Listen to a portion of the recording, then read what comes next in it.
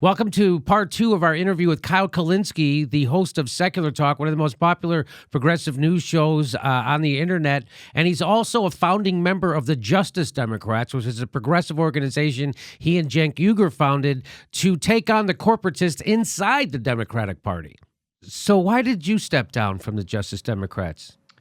I didn't agree with the way that Cenk was treated at the end. So first of all, what I need to make clear to everybody is that the Justice Democratic candidates are totally separate from the organization itself. And so the organization itself is staffed by volunteers.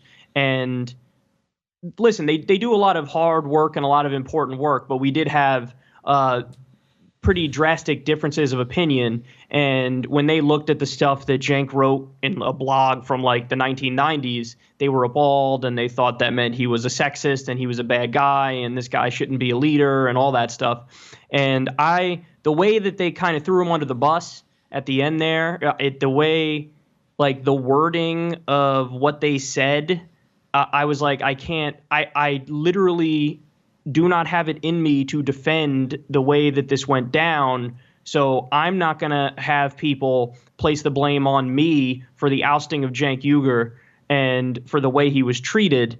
And I needed to make clear that everybody knew where I stood on that.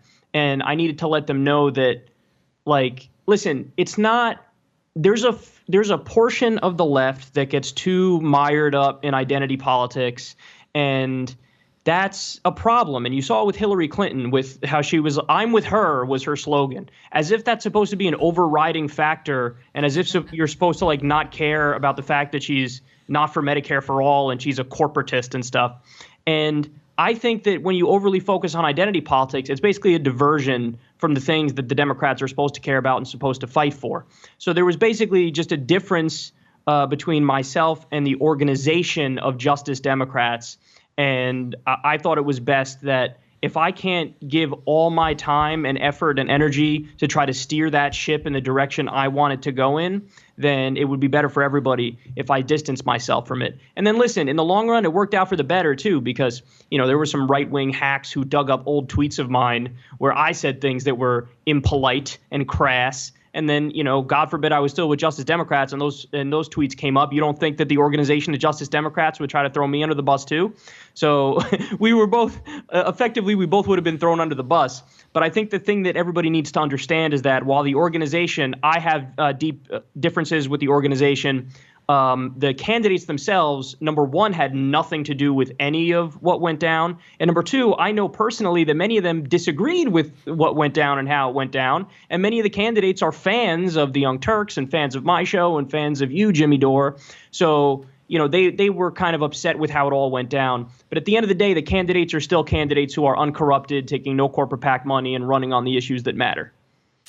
Okay, that's all right. I appreciate you saying all that stuff. And yeah, I wouldn't have made it an organization like the Justice Democrats very long. I mean, I'm a nightclub comedian.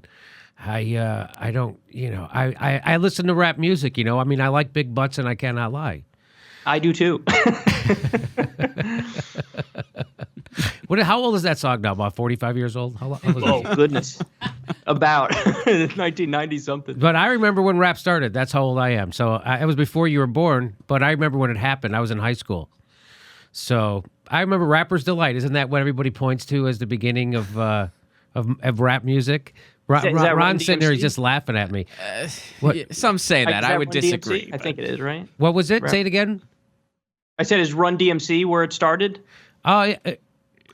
No? I would say Last Poets, but that's just me. Last Poets? I would say Last Poets in the 60s. Ron Placone is here, Kyle. He's talking. What is Last Poets, Ron? I would say Last Poets. They did When the Revolution Comes. That was in, I think, 67. Oh, it's cool, man. Oh, my God. 67. That's what I would say was the That beginning. was rap? I'd say so, yes. That can't count as rap. Did it? Was I mean, it depends on the person. It depends on who you're asking. But was was the bass overly loud in relationship to the treble even back then? It was in fact all about that bass. I don't know if there was any treble. Oh, okay. Well, listen, let's get back to let's get back to Kyle Kulinski and the Justice Democrats. Well, it's a great idea, and it really took off. And you should take a lot of pride in that. People love to wag their finger at people like you and me and say, "Well, why don't you get off your ass and do something?" And you actually did something. So that was really nice that you actually started something, and those people are now inside the political process, making a change, a progressive change for the better. Now,